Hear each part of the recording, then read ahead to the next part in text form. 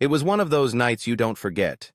10 of us packed into a tiny duplex, music blasting, and all of us on ecstasy, having the time of our lives.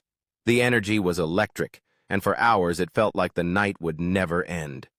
At one point, my friend Zach came up to me and said, "You've got to come to the basement. I've got the strobe light set up and it's insane."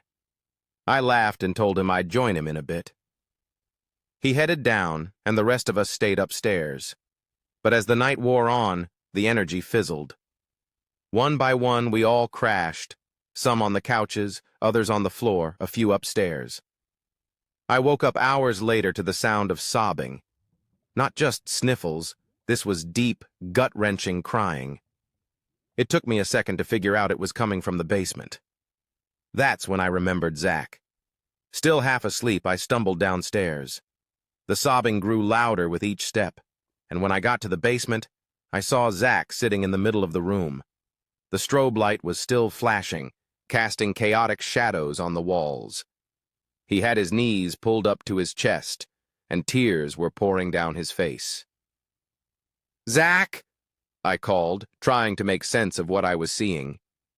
He looked up at me, his face streaked with tears, and choked out, "It's just so beautiful."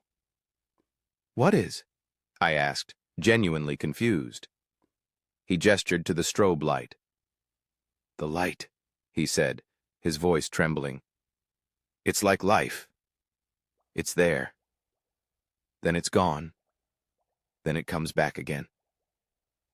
It's just everything, man." I stood there, torn between laughing and trying to understand what he was feeling. He cried a bit longer before finally calming down. Then he wiped his face and gave me this sheepish grin. "Sorry," he said. "That got kind of intense." I helped him upstairs, still holding back laughter. To this day, I can't forget Zach crying his heart out in the basement over the profound meaning of a strobe light. Ecstasy definitely hits people in different ways.